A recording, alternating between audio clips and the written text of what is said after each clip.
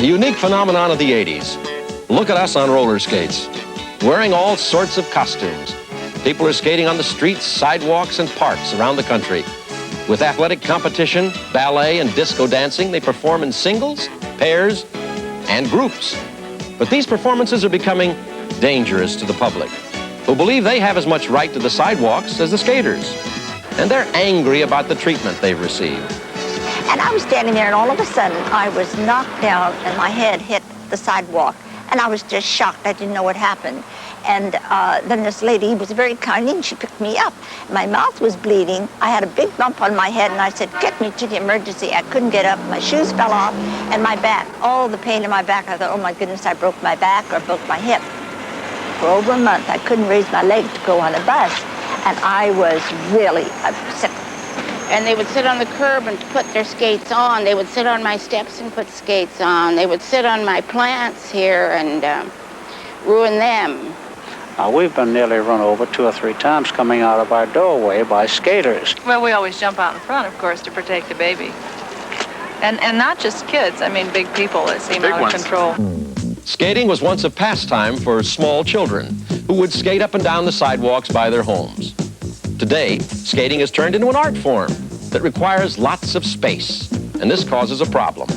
The pedestrians feel they're being forced off the sidewalks. Well, I suspect the walkers should own the sidewalks. I think it's wonderful. Oh, I think the pedestrians have to own the sidewalks. I've only been out here an hour. I'm sure I'll hit one on the way. Until beginners learn how to maneuver, they can do little to prevent collisions. This heats up the controversy even more. Ran into the wall while I was skating around by the park over there. Because I can't skate very well, and it was hard to stop. Watch out for everybody, here I come. Like that. A bill was proposed in the state assembly that would allow any city in California to ban skating. The pedestrians were fighting back in the battle of the boulevards. Sometimes I've talked to them and attempted to reason with them and almost reached a point of physical combat, which of course I'm not prepared to deal with. I'm not saying that people should just be allowed to just take off and bear them down the streets, endangering themselves or other people. But what I'm saying is there is a way that this can be done where everybody can be happy and everybody can benefit. But if they don't listen to both sides of the story, then they'll never know. And so David and a group of skaters from the Golden Gate Skate Patrol decided that their side of the issue should also be heard. A petition was written. Fellow skaters united, and 3,000 signatures were obtained.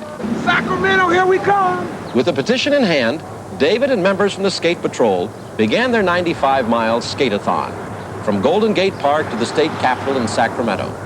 It took 10 hours of skating through small towns, past farms, up and down hills to reach the Capitol building and hand in their petition. 5 days later, David and Roger were once again at the Capitol building, this time to plead their case before the state committee, which approves the final wording of all bills before they're voted on. Once the local governments have the power to just come out and ban skating, they are not going to take the time to consider what we're talking about right now.